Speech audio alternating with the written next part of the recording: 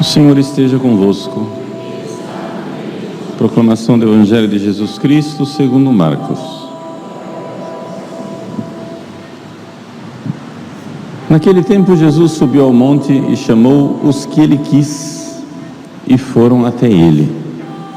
Então Jesus designou 12, para que ficassem com ele, para enviá-los a pregar, com a autoridade de expulsar demônios.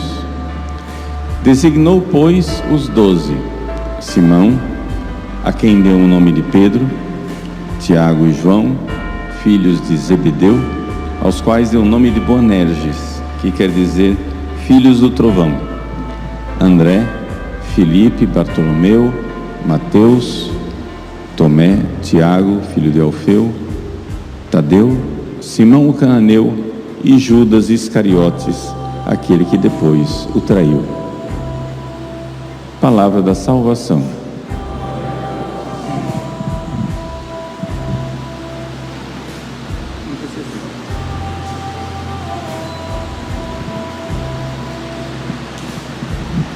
Meus queridos irmãos e irmãs, com grande alegria celebramos hoje a memória do glorioso São Sebastião, grande mártir.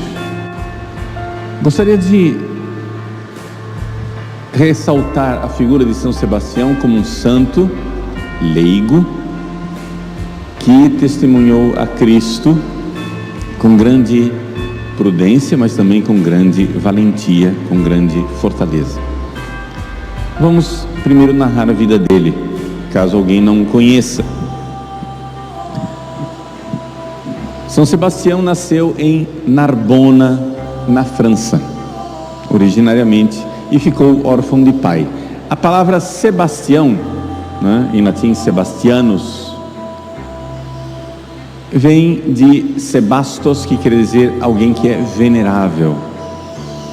Era um título que era dado ao imperador, mas essa palavra popularizou-se num outro formato, Sebastianus, como um nome bastante comum. Então o nome dele era comum. Ele ficou órfão de pai e a mãe então se transferiu para Milão. Milão fica no norte da Itália. Então, do sul da França, a família se transferiu para o norte da Itália. E então conta a tradição que São Sebastião, vendo a perseguição dos cristãos em Roma, que se dava naquela época, principalmente por causa do imperador Diocleciano, ele então pensou em ir para Roma, para ali servir de apoio para os cristãos, para que os cristãos não fraquejassem na fé. E de fato foi o que ele fez. Ele seguiu carreira militar, conseguiu num sucesso fulminante chegar ao grupo militar mais importante da época, que era a Guarda Pretoriana. O imperador, ele tinha que ter a sua guarda de defesa. É uma espécie de, polícia federal da época. Mas eram os guarda-costas das pessoas mais importantes, do presidente da época, ou seja, o imperador, do Senado, tinha senadores naquela época, dos cônsules. Então, a guarda pretoriana era realmente uma guarda importante. E dentro de Roma, havia uma área da cidade de Roma onde era proibido entrar armas, e os únicos que podiam andar armados dentro do Pomério, essa região de máxima segurança, sagrada, entre aspas, na cidade de Roma, os únicos que podiam entrar com armas eram os pretorianos, para proteger o imperador, etc. Então, só para vocês terem um pouco a noção de que era um grupo de soldados de elite, que protegiam o imperador. e tinham acesso, portanto, ao local mais seguro da cidade de Roma, que é onde morava o imperador, ou seja, uma colina chamada de Palatino, né? Daí vem a nossa palavra palácio, onde mora o imperador, no palácio, né? Palatino. Pois bem, estou contando tudo isso por quê? Porque a gente precisa contextualizar a vida de São Sebastião. São Sebastião era um jovem de 32 anos de idade, que conseguiu uma carreira fulminante dentro da carreira militar. E, portanto, ele chegava a ter contato direto com o imperador, com uma guarda pretoriana. O imperador sabia quem ele era, mas não sabia que ele era cristão. Então, a primeira coisa que eu gostaria de salientar é esse fato. Vejam, os cristãos não são suicidas. São Sebastião era cristão, foi para Roma exatamente para dar apoio e suporte aos cristãos, evangelizava, ajudava os cristãos, mas não cometeu suicídio. Ele não foi lá para o imperador e disse: olá, imperador, eu sou cristão, pode me matar. Ele não fez isso. Não inicialmente. Cenas dos próximos capítulos. Espera aí. Então, essa prudência de São Sebastião. O que é que São Sebastião fez? Ele ia e apoiava os cristãos. Então, por exemplo, cristãos que estavam presos lá na prisão do Palatino, na prisão lá do imperador. Havia 2 irmãos gêmeos que estavam vacilando na fé. Os pais iam lá para convencer: meus filhos, larga essa religião falsa, o cristianismo, sacrifiquem aos deuses, por favor. Os 2 gêmeos estavam vacilando, estavam para perder a fé, estavam para apostatar, deixar a fé cristã para sacrificar aos deuses. Sebastião, que era da guarda pretoriana, podia entrar na prisão. Então foi lá e pregou para os 2. Estava lá o carcereiro, estava lá uma mulher que prestava serviços, que era muda, que tinha vontade de se tornar cristã, mas não tinha coragem. São Sebastião, ao pregar o evangelho, ele leigo, soldado, pregou o evangelho para aqueles prisioneiros, e o seu rosto começou a brilhar com uma luz divina. Diante daquela luz, todos ficaram espantados. Os 2 jovens que iam perder a fé recuperaram a fé. A mulher muda ficou curada e o próprio carcereiro se converteu. Todos eles depois morreram como mártires cristãos, deram seu testemunho de fé. Sebastião incentivou os 2 rapazes que estavam lá a morrerem como mártires por amor a Cristo. E eles morreram. Você vai dizer assim: mas que hipocrisia de Sebastião, incentiva os outros para morrer e ele mesmo fica escondido. Não é hipocrisia. Os 2 já estavam na cadeia. Os 2 já tinham entrado numa sinuca de bico. A vida faz isso com a gente. Enquanto você consegue continuar o seu serviço, o seu testemunho a Cristo, continue. Mas chega uma hora na vida, existem encruzilhadas na vida, em que ou você testemunha Cristo, ou você se torna um apóstata, um traidor. Sebastião não tinha chegado nesse momento. Os 2 gêmeos tinham chegado nesse momento. Os 2 irmãos estavam já presos, foram apanhados por serem cristãos. Sebastião simplesmente foi lá secretamente e, com a graça de Deus que operava no seu coração, corroborou a fé deles. E eles então morreram. E assim Sebastião fazia. Afinal, ele tinha ido para Roma para isso.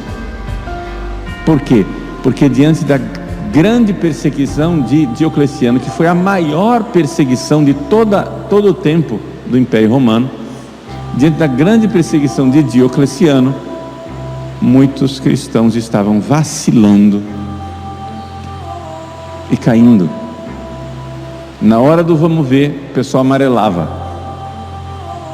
São Sebastião então foi lá para encorajar os mártires e depois secretamente sepultar os mártires e venerá-los até que a vida dá voltas e São Sebastião foi pego. Alguém da guarda pretoriana denunciou ao imperador Diocleciano. E o imperador então o chamou e não quis acreditar. Não é possível que esse meu guarda pretoriano, tão bom, tão leal, tão fiel, seja um cristão. E perguntou para ele: tu és cristão? Sebastião não teve dúvida: sou cristão. E testemunhou a fé. Vejam, aquilo que antes ele dissimulava transformou-se em profissão de fé explícita. Por quê? Porque era aquela encruzilhada, era aquele momento em que você ou testemunha ou você está traindo a Deus. O próprio Jesus é exemplo para nós. Durante a sua vida pública, durante esses 3 anos, Jesus fazia o quê? Pregava o Evangelho. Tentaram matá-lo várias vezes e ele escapava. Até que chegou o momento, até que chegou a sua hora. Então, São Sebastião professou a fé.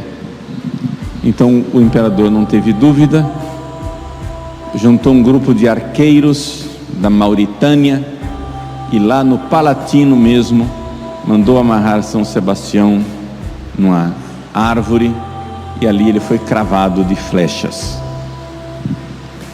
Dizem que foram tantas flechas que atingiram o corpo de São Sebastião que ele parecia um ouriço de tantas flechas.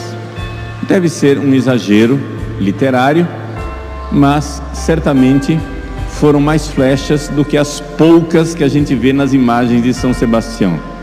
As imagens de São Sebastião economizam flechas. E ele, cravado por tantas flechas, os soldados viram aquele homem lá, morreu, né? Agora deixa ele lá para ser devorado pelas feras selvagens, pelos abutres, e largaram o cadáver dele para lá. Mas o homem milagrosamente sobreviveu. Então, quando a gente vê São Sebastião cravado de flechas, é importante saber que São Sebastião não morreu com as flechas. Ele não morreu daquela vez. Ele foi resgatado por uma Santa Irene, que era viúva, né, de um outro santo, e ela trabalhava lá, naquela área lá, onde morava o imperador, no Palatino, no Monte Palatino. E ela então recolheu Sebastião, cuidou das suas feridas e ele se recuperou milagrosamente. Mas agora São Sebastião tinha uma nova vocação. Sua vocação não era mais às escondidas dar apoio aos cristãos. Sua vocação agora era claramente, com destemor, com paresia em grego, com destemor, testemunhar a fé. Então, movido pelo Espírito Santo, ele, grande santo, grande místico, Sebastião, viu que Deus queria que ele desse o seu testemunho diante do imperador. E ele então, que tinha sido, aspas, morto, executado pelo imperador, agora recuperado milagrosamente, foi até o imperador Diocleciano outra vez. e foi para repreender o imperador e para fazer uma profecia. Que aquilo que o imperador estava fazendo com os cristãos era uma grave injustiça e que ele seria punido com o inferno se não se convertesse. Mas que depois viria um imperador que iria dar liberdade aos cristãos. E que ele não pensasse que o seu projeto de destruir o cristianismo iria prevalecer. São Sebastião não viu esse imperador, que depois seria Constantino, 2 gerações mais tarde. São Sebastião não viu a paz da igreja. São Sebastião não viu o fim das perseguições, mas profetizou e testemunhou, e preocupado com a salvação do imperador, sentiu que era sua missão, que era o seu dever, certamente por uma revelação mística, certamente por uma moção de Deus, porque não tinha obrigação nenhuma de voltar lá na cara do imperador. Ele foi e testemunhou, de dedo em riste, acusou o imperador de seus grandes e graves pecados. Isso então nos mostra uma outra coisa de São Sebastião. Então veja, nós cristãos em alguns momentos devemos agir discretamente, sem hipocrisia. Hipocrisia é você colocar uma máscara, é uma simulação, é você fingir ser o que você não é. Isso chama-se dissimulação. Simulação. Simulação é falsidade, você é simulado, você é falso, mentiroso, hipócrita. São Sebastião não era simulado, ele era dissimulado. E qual é a diferença entre simulação e dissimulação? Simulação é você mostrar o que você não é. Hipocrisia, você não é santo, mas você quer fazer, né? Cena de santo. Você não é pagão e você faz coisas para mostrar que você é pagão, para fugir à perseguição. Isso é uma falsidade, isso é uma mentira. A simulação é uma mentira. Já a dissimulação é um capítulo da virtude do pudor. A dissimulação quer dizer o seguinte: não é eu fingir ser o que eu não sou, não, é esconder o que eu sou. Muitas vezes é virtude esconder o que eu sou, não é mentira. Por exemplo, todos nós estamos escondendo os nossos corpos, sim ou não? Com roupa. Isso é mentira? Não, é pudor. E por que é que você esconde o seu corpo? Simplesmente porque pelo pecado original as pessoas não amam você o suficiente para ver você nu.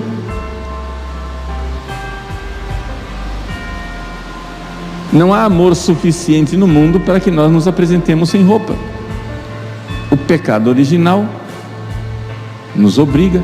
No céu, onde todos estarão confirmados no amor, nós estaremos vestidos não de roupa, estaremos vestidos de Deus, como Nossa Senhora, a mulher vestida de sol. No céu não precisaremos mais esconder, no céu nós iremos brilhar. Mas aqui a gente precisa esconder. Por que os imperadores, o imperador Diocleciano não amava os cristãos e não amava os cristãos suficientemente? O que faziam os cristãos? Se escondiam. Isso não é uma mentira. Mentira seria o cristão ir lá, sacrificar aos deuses, fazendo de conta que é pagão, né? De dedos cruzados, não é de mentirinha, estou aqui sacrificando. Isso seria uma grave ofensa a Deus. Mentir. Nós não podemos mentir. Nós podemos esconder, mas mentir não. Não sei se dá para ver a diferença. E então existe tempo na vida de cada um. Em um tempo, Sebastião foi chamado a dissimular, se esconder. Em outro tempo, Sebastião foi chamado a se manifestar abertamente. tem os tempos de Deus, né? E sobretudo essa grande caridade de São Sebastião de se preocupar com a salvação da alma do imperador. Nesses tempos agora de tantos conflitos no nosso país, infelizmente algumas pessoas estão cometendo o pecado de desejar o mal para alguns dos nossos políticos, juízes, militares. As pessoas estão desejando o mal. O que nós precisamos desejar é, a exemplo de São Sebastião, é que eles se convertam. Nós precisamos pedir a Deus nosso Senhor, com orações, com sacrifícios, com jejuns, os padres, né, com exorcismos. Precisamos pedir a Deus que liberte essas pessoas da escravidão de Satanás, porque estes ditadores que querem nos escravizar estão escravizados. Eles são os primeiros escravos de Satanás. Tão profundamente escondido nas trevas e inacessíveis às nossas orações. Nossas orações não estão chegando lá para salvá-los, para libertá-los. Precisamos rezar mais intensamente, precisamos suplicar mais intensamente para que as nossas orações sejam eficazes. Vocês acham que as pessoas que mexem com magia negra, com satanismo, com feitiçaria, vocês acham que eles estão de braços cruzados? Meus filhos, esta gente crê no poder da, aspas, oração deles. Somos nós que não cremos no poder da nossa oração. Eles fazem sacrifícios aos demônios, feitiçarias, magia negra, e com esta miséria espiritual estão acorrentando o nosso país e dirigentes do nosso país. Nós precisamos querer a libertação dessas pessoas. Nós precisamos, como Sebastião, desejar a conversão do imperador. Essa é a verdadeira caridade cristã. São Sebastião, tenho certeza, queria que Diocleciano se convertesse e se transformasse num grande santo, num santo maior do que ele, um santo canonizado. Se Diocleciano tivesse ouvido os rogos de Sebastião, hoje nós teríamos igrejas de São Diocleciano, e São Diocleciano seria certamente um santo muito mais milagroso do que São Sebastião. Infelizmente não aconteceu, mas não quer dizer que não acontecerá. Pode acontecer. Pessoas que hoje estão cometendo graves injustiças, atentando contra o Estado democrático de direito, implantando uma ditadura cruel no nosso país. Estas pessoas, por mais que estejam acorrentadas no profundo das trevas por feitiçarias, magia negra, sacrifícios aos poderes das trevas, estas pessoas podem ser resgatadas por Nossa Senhora. Essas pessoas podem ser resgatadas pelas nossas orações. Essas pessoas podem ser resgatadas pelo santo sacrifício da missa.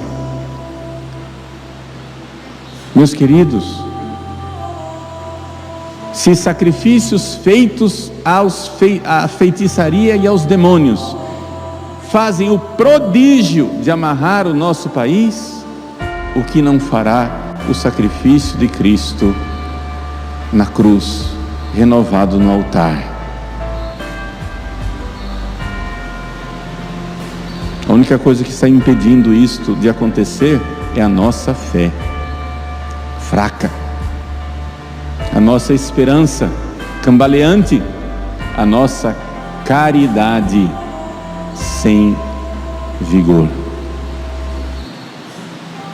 Com fé, esperança e caridade, podemos nos aproximar do altar de Deus, celebrar o santo sacrifício.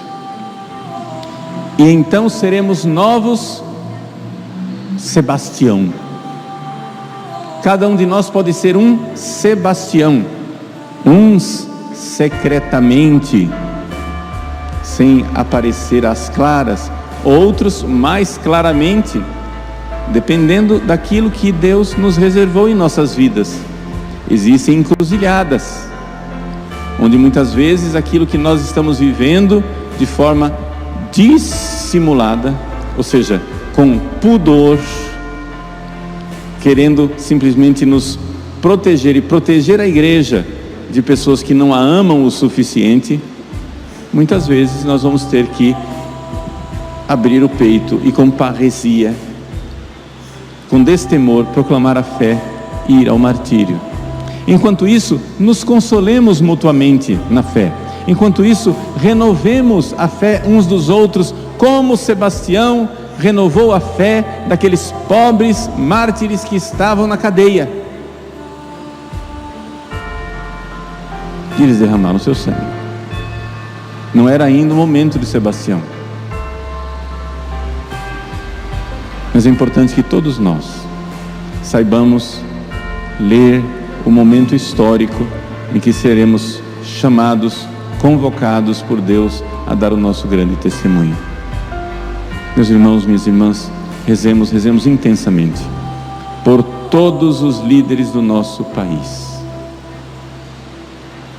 Nós somos a guarda pretoriana espiritual. Nós somos os guarda-costas espirituais dos políticos, dos juízes, dos militares, porque nós precisamos cobri-los de oração para arrancá-los das influências malignas, daqueles que certamente creem no poder de seus sacrifícios malignos e de suas feitiçarias. Mas nós cremos muito mais no poder de Cristo, aquele que com sua morte na cruz, filho da Virgem Maria, esmagou a cabeça da serpente.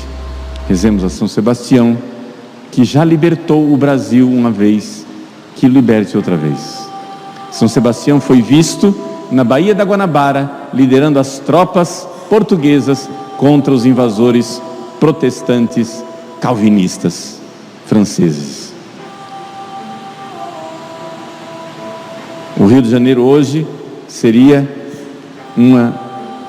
um país francês protestante, se não fosse a aparição de São Sebastião na Baía da Guanabara, que venceu aparecendo as tropas portuguesas. Que esse grande mártir, como os orientais o chamam, megalomártir, grande mártir, interceda por nós, para que também nós possamos dar nosso testemunho de fé.